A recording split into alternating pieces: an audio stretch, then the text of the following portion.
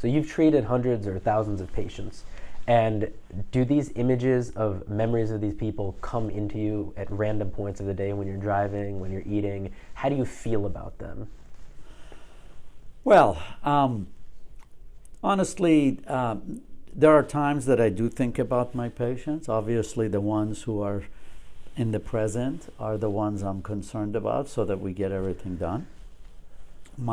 As I said before, my most important task is in the operating room. And that's an important issue which people don't pay attention to. That's my theater. That's my stage. So in the operating room, the operating room to me is like a SEAL team going on a mission.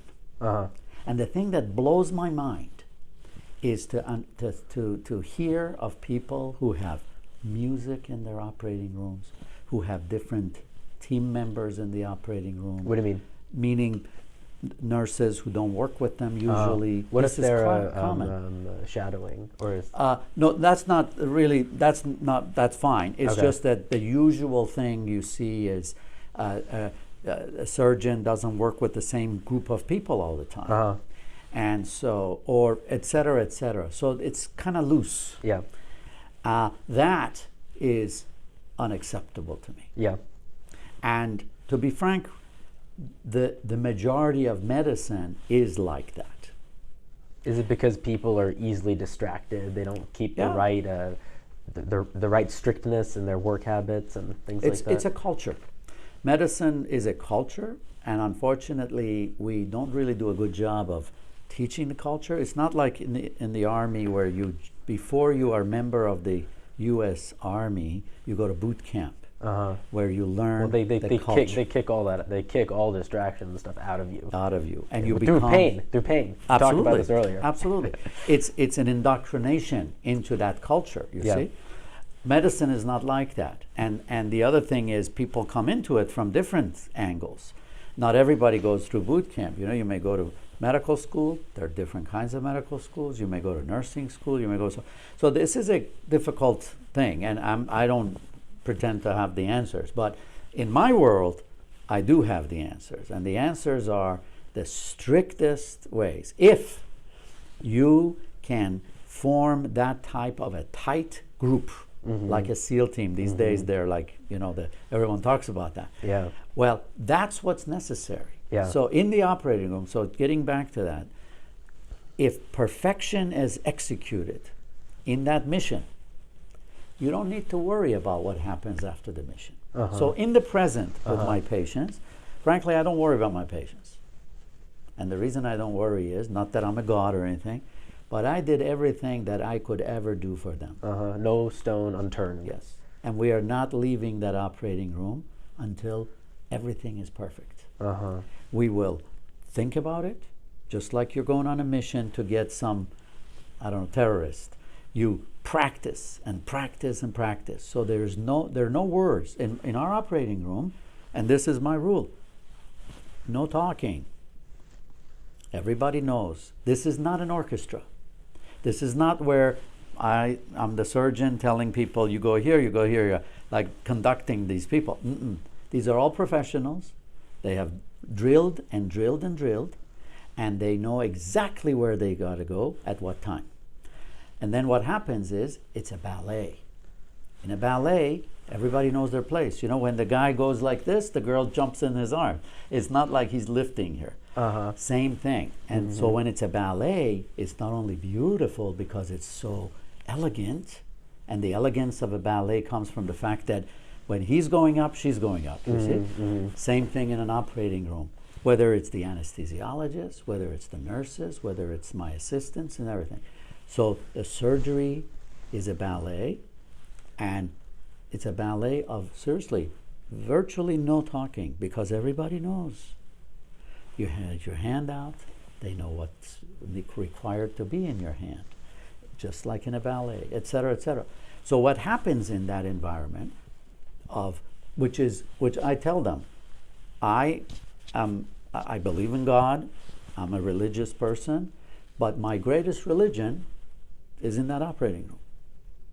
That is my, if you want to call it your church, your mosque, your synagogue, whatever you want to call it. That is it. Because there's somebody, a human being, who has all kinds of people outside waiting for them. There's a human being on that table. And if you're not constantly thinking about that human being, who is covered up, they don't look like a human being, right? I mean, they're covered with drapes, everything. Like you're just looking skin and organs. You're looking at an organ, but they're not an organ. It's an organ in a human being. The minute you forget that, you fail. And so, if you constantly keep that in mind, you will deliver perfection. And in the present, honestly, I don't worry. I don't worry about our patients, because if we do our job in that operating room the way I'm talking about, everything else will be easy. Everything else will happen.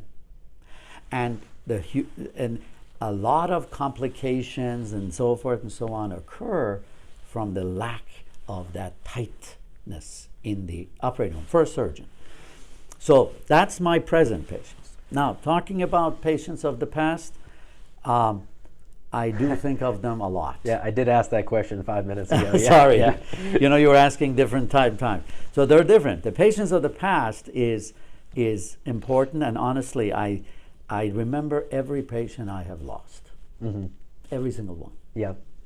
And each one, it's amazing. Like, if you're thinking about something, they come to your head. And you say, what happened? What could I do different? Again, it's not like you do anything overtly, you know, you're doing your best. Nature has its own way. But if you don't think of that, it's possible that you will miss something from the past that you could redo in the future. There may be an arrogance in people who don't do as well as you do, who don't reflect on mistakes meticulously. Yes. And ensure that never happens again. Yes, but not as a weight on your shoulders, as almost it's liberating. It's sort of, these people are following me all my life, and they're helping me. They're like sitting on the shoulder and telling me how to be better. Uh-huh.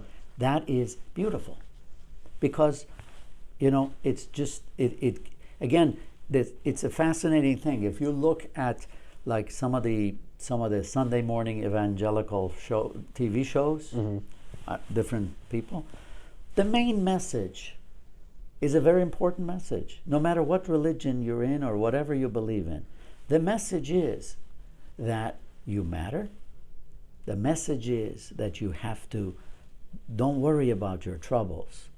Worry about the fact that you are a special creation and you can overcome these troubles. Uh-huh. If you come to the point of understanding that you have to overcome these problems. Uh-huh. No matter what you do. And it's the same thing. So if you think of a patient that you lost 20 years ago as an albatross around your neck, that's your loss. Yeah.